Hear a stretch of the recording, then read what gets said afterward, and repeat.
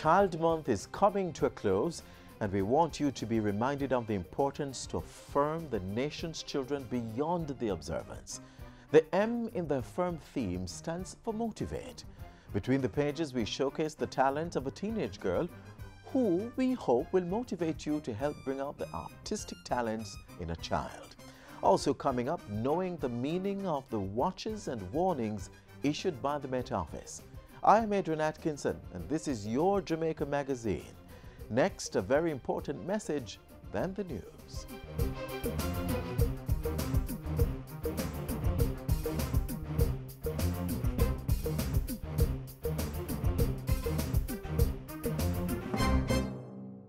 The Electoral Commission of Jamaica, ECJ, has extended the validity of all voters' IDs. Yes, I said it. All voters' IDs are valid until December 31, 2019. Businesses are being asked to continue to accept voter ID cards as a valid form of identification. Don't worry, the ECJ will continue to process new and replacement ID cards until the new expiration date. For more information, call toll-free at 1-888-991-8683 or email eojinfo@eoj.com.jm. The Electoral Commission of Jamaica, committed to free and fair elections.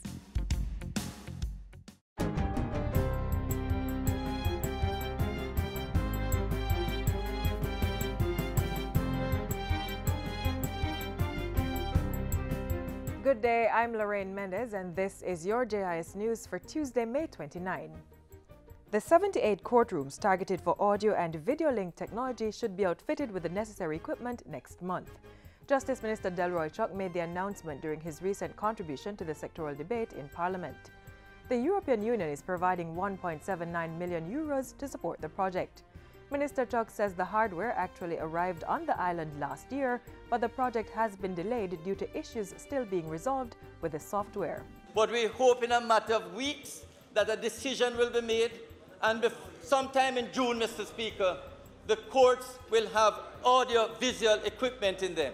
He says this investment will allow witnesses to give evidence from a remote location, pointing out that a mobile unit has already been purchased to support this. At the same time, the Justice Minister says steps are being taken to have jails, prisons, and the Horizon Remand Center linked into the courtrooms, so remandees do not have to travel to court for mentioned dates. This will reduce the reliance on the security forces to provide transportation for accused persons to attend court. He says for trials, the accused persons will still have to show up in court. The Private Sector Organization of Jamaica, PSOJ, is commending the government for successfully settling all judgment debts owed by the state for the last fiscal year. The Justice Minister had announced the $1.3 million payout during his sectoral debate presentation. In a statement yesterday, the PSOJ said these kinds of timely and certain results are encouragements to investment and the growth of business confidence. The Organization of Business Leaders also commended the administration for steps to improve court infrastructure and efforts by the minister to bring more efficient management to Jamaica's judicial affairs. The PSOJ says it stands ready to assist the government in achieving these goals. The first two codes of practice providing minimum standards for interacting with and facilitating the inclusion of persons with disabilities should be drafted by the latter half of this year and completed by year end. The Jamaica Council for Persons with Disabilities, JCPD, is in the process of drafting the codes of practice for education and training, as well as employment. Executive Director of the JCPD, Christine Hendricks, says the codes will provide the public with practical guidance on how to include persons with disabilities in the two critical areas. Workplaces will be better equipped to deal with persons with disabilities. The codes of practice represent one component of the Disabilities Act, which was passed in Parliament in October 2014. Government has set aside $14 million to assist privately run children's homes with infrastructure support this fiscal year. State Minister of Education, Youth and Information Floyd Green made the announcement during his recent contribution to the sectoral debate. He also revealed that a partnership had been forged with UNICEF and OPM to better equip residential child care facilities with emergency preparedness and response tools. Minister Green says steps are also being taken to strengthen the monitoring framework for children's homes. I have had discussions with the Minister of Justice, and it has been agreed and incorporated in our new Justices of the Peace Act, Mr. Speaker, that as a part of their remit, Justices of this Peace will now visit and report on children homes right across the length and breadth of Jamaica.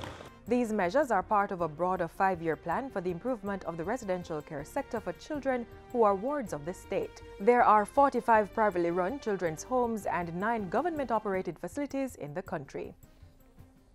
And finally, Jamaica's cuisine is expected to increase in popularity this year as the country participates in the 4th UNWTO World Forum on Gastronomy Tourism.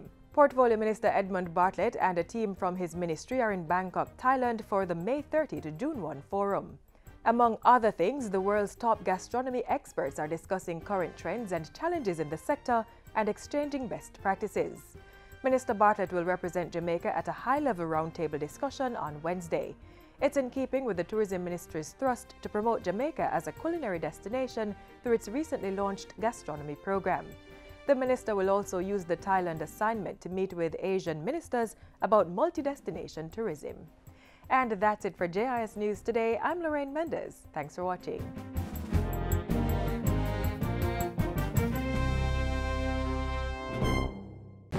Hurricanes can strike at any time. In the event of one, be prepared to act quickly.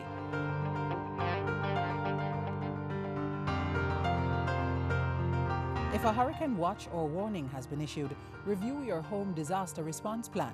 Map out likely routes to evacuate if your home is at risk and confirm with relatives or friends you plan to stay with. Also, confirm the location of the nearest shelter. Check your emergency supplies and restock if necessary. Remember, disasters do happen, so be prepared. The 2018 hurricane season has not officially started, but a tropical system has already formed in the Atlantic Ocean, named Alberto. As you prepare for the stormy period, find out the meaning of the various weather alerts, so you will know when to move to higher ground. Watch this.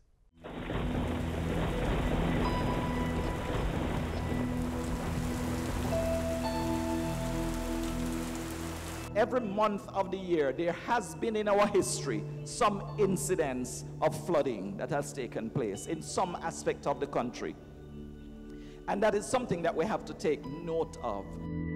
Apart from monitoring and giving the forecast, we are also responsible for warnings. And so there are some warnings that we want you to take special heed to if you consider yourself to be vulnerable in any situation.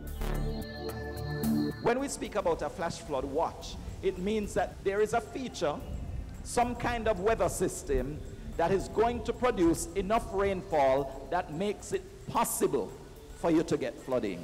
So it means start to watch because the water levels are going to be increasing and there is the possibility of the flooding. Now, if we start to see that in some area flooding has started to occur, or if we believe that the flooding has been so close to an area that it is going to happen in that area in a short space of time, we will escalate that flash flood watch and refer to it as a flash flood warning. So when we talk about a flash flood warning, it means not only that the flooding is possible, but the flooding either has already started to happen or is going to happen in a very short space of time because it is very close to that area. So it is important to know what the watch means as opposed to what the warning means. Usually with the warning, we will not only issue a warning, but we will also tell you what kind of actions are important or what you should not do. Like do not go through flooded waterways because it could pose a risk to your life and to your property. Also, if you live in low-lying or flood-prone areas, if it is an area that is regularly experiencing flooding, a flash flood warning for your area would mean that now is the time to move to higher ground because the flooding has already started or is going to happen very shortly. It is also important for us to know where we live because sometimes in our messages we might not refer to the actual town, but we will tell you what part of the country the flood watch or the flood warning is relevant to. So if we talk about central parishes, We are referring to Clarendon. We're also talking about Manchester. We're also talking about St. Anne. These are central parishes. So you have to be knowledgeable of where you live so that you know whether the message actually applies to you. The messages that we issue for hurricanes and tropical storms are watches and warnings as well, like the flooding.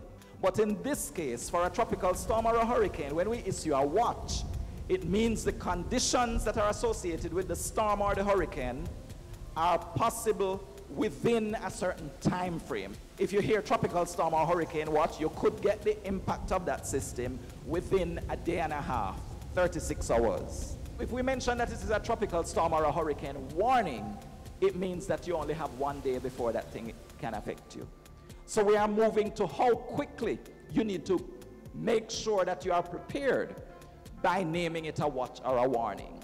So the watch is the first level of the alert that there is something that is likely to affect you. But when we move to a warning, it means now is the time to batten down because you most likely are going to experience that storm or hurricane. We might have a tropical wave, which is the least of them, in that it can still cause a lot of rain and it can still cause flooding and devastation, but it will not have very strong winds associated with it. But then there is the tropical depression that is a little stronger because now you have winds that are moving with it, gusty winds, and it also has a lot of rainfall. Then you have tropical storms, which is a more severe kind of tropical depression because the winds are even stronger. And then if it gets even stronger, it could become a hurricane. So it's important that you have your radio and that your radio is battery controlled, not dependent on electricity, so that you can hear the warning messages that come from the meteorological service. Also bear in mind that if you dial 116, you will be able to hear the latest message coming out of the meteorological service related to any warnings. We cannot stop paying attention. We cannot let down our guard. You have to prepare yourself and stay prepared until we are out of the threat.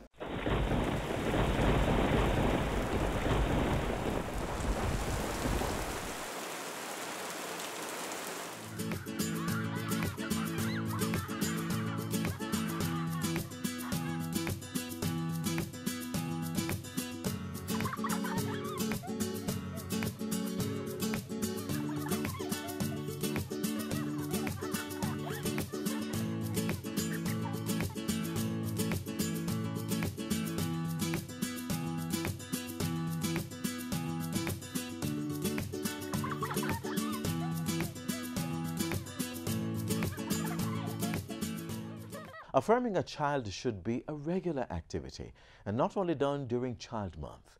All children need motivation to excel in their endeavors, to become their best selves. Next, a reminder of how talented and focused children can be. Not very often we get a chance to meet junior broadcasters like yourself or a junior broadcaster like yourself. And so it gives me great pleasure and quite an honor to sit and talk with you today. So tell me a little bit about yourself. My life in broadcasting actually started at Montego Primary School, where the former principal, Mrs. Candalee Crooksmith, identified that I had a passion in speaking. And in speaking, I mean, I was very talkative in class, and she wanted me to learn how to use my voice in a positive way. So that's where I found the Kids Hub Media Network, a non-profit organization where we seek to give kids, tweens, and teens an opportunity to share their voice. And I became a part of that organization, and my life in broadcasting just took full speed there from there. So when you were given that opportunity, how did that make you feel? I felt amazing because now learning how to use my voice in a positive way, I am better able to interact with others. I have better communication skills, and I just find myself being a better individual. Do you believe that you found your passion? Yes, I have found one of my passions. One of the passions. Of journalism. Yes. But I just love being on camera and having a mic and letting my voice be heard. And what I love about journalism is that it helps you to be a current and well-rounded individual. Your opportunity which you were given to be a part of the President Obama visit to Jamaica What are some of the other issues that you're able to deal with as a junior broadcaster? I'll mainly focus on the confidence that the young boys and girls may have in themselves. Bullying, we recently spoke about bullying in schools and how that affects others, and just how to be the best you in all that you can do. And how are you able to strike a balance between, obviously you're doing well academically here at St. Hugh's and being a junior broadcaster, how are you able to strike the balance between both? I'm doing my best at the time management because it's not an easy concept to grasp for me, but I am still trying. And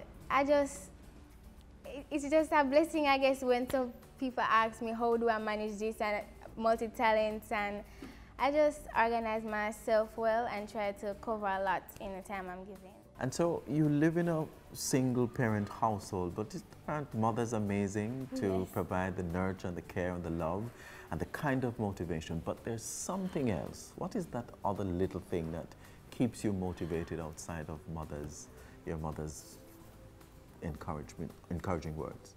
I would have to say, I would have to give it all to God, that He keeps me going, because many times you're gonna feel demotivated and that you can't go on, but then you just remember where you're coming from and where you are now, and you actually feel proud of yourself, not overconfident, yes, but in that essence to say you are thankful and that you can't wait to see where you are to go in the future. So I would have to give it all to God. What is the one lesson that you've learned having been a junior broadcaster? And and how has that one lesson, changed your life or impact your life in a particular way? I have learned to accept failure, and it wasn't an easy process. Failure is not anything that anybody would be comfortable with, but it's something that goes hand in hand with success, and that's what I've learned over time being a junior broadcaster. It has just been helping me in my growth as a junior broadcaster, and just how to handle criticism, and to just, you don't take it negatively but turn it into a positive way in order to bloom you and to just allow you to become the individual that you should be. What's the one message you would like young boys and young girls who are watching this program to walk away with? To try. So that's what I would want them to walk away with. Never give up on your dreams, and always aspire to be the best you that you can be, and to just aspire to achieve greatness, and always put God first. And so I want to take this opportunity to say thank you so much. And it really was a pleasure talking with you and to you. And from one broadcaster to the next, I'd like to just encourage you to continue to do what you're doing with great passion. And if you want to become successful, more successful and great in the business, then that inner passion must always be like a candle burning, never out. The flame is constantly burning. That when you think about all the things that you want to accomplish, you feel so good inside, and you're filled with so much joy. When you have that kind of passion, there's longevity. So I wish you all the very best, and thank you so much for talking to us. Thank you.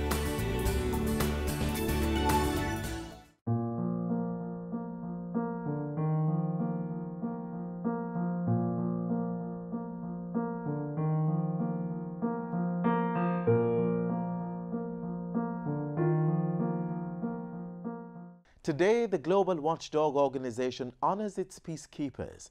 United Nations peacekeepers, uniformed and civilian personnel, work to help countries torn by conflict create the conditions for lasting peace. In observation of this day and its unique program, we feature how our local soil can nurture peace. Mr. War had absolutely no respect, no love. War became so violent that zones of special operations had to be mounted in our little island home, Jamaica. And even states of emergency had to be summoned. But today, We are proud to say we're burying Mr. War, and we're burying the things that would lead to war. Because today, all we are saying, peace we say. Yes, you heard right. Mr. War and his affiliates were buried during the Peace Day celebrations at Denhamtown Primary School recently, and the Trees for Peace initiative was planted.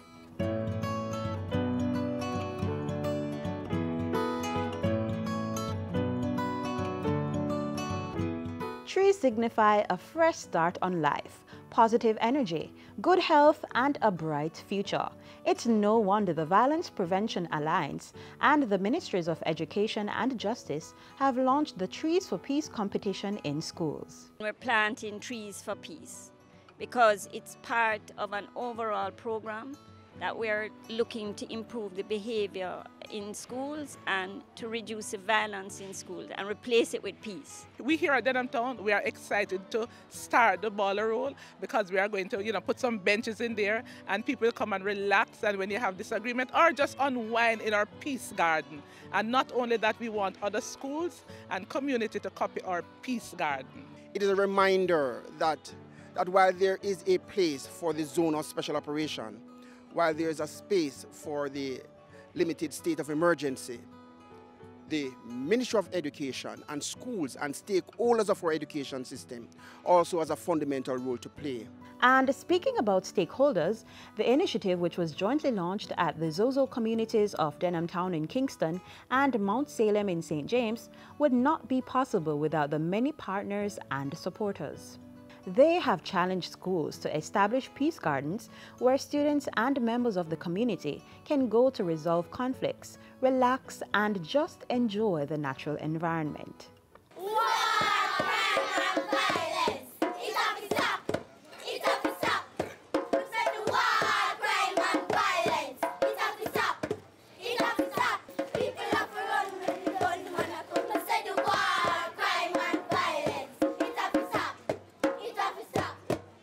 You've heard the cry of the students, but how can you join this initiative, you ask? The requirements for the competition is to fill in the registration form and to send a picture of where your peace garden will be. We need to get the registration in during the month of March, so up to the 31st of March. Months later, we're going to be visiting schools again and acknowledging and rewarding and celebrating their achievement. We are going to be incentivizing their effort. Schools that establish and maintain their peace gardens will not only receive cash prizes and trophies, their stories will also be shared across Jamaica. Think of a fellow man, lend him a helping hand, put a little peace in your heart, and the world will be a better place, and the world will be a better place, so you and me. Just wait and see. Peace was said. And why should you join the fight for peace? It will build a really great community, because why some children is afraid to come out of their houses is because of the crime and the violence in the community. So we will have a better chance to have more children at school. Peace will help, like, tranquility in the community, so they can concentrate in their work and get better grades. One of the important things that the security forces has told us that they need the cooperation of all the other services to really re-establish peace. They can't always be here in this number, and we're building the foundation, and the branches and the leaves of the trees will help keep, and the roots that we're watering will help keep the community together and keep the peace as we go forward. For more information on the Trees for Peace initiative, call 702-2709 or 774-5348. You may also email vpajamaica@gmail.com.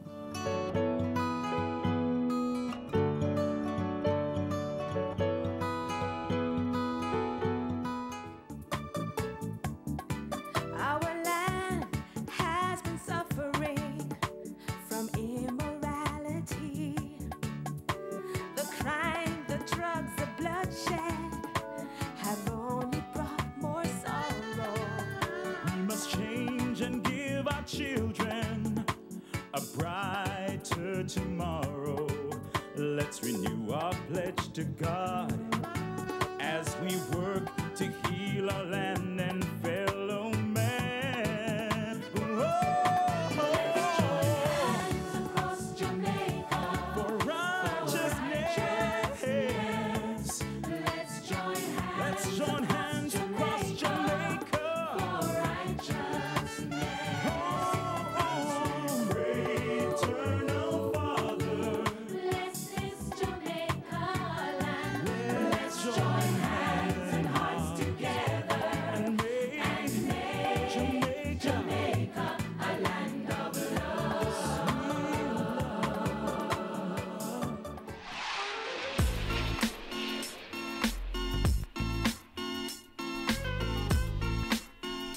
This is where the pages close for today. Thank you so much for turning the pages with us. Please stay connected via one of our social networks. We are just a click away. Until next time, I'm Adrian Atkinson. Do take care.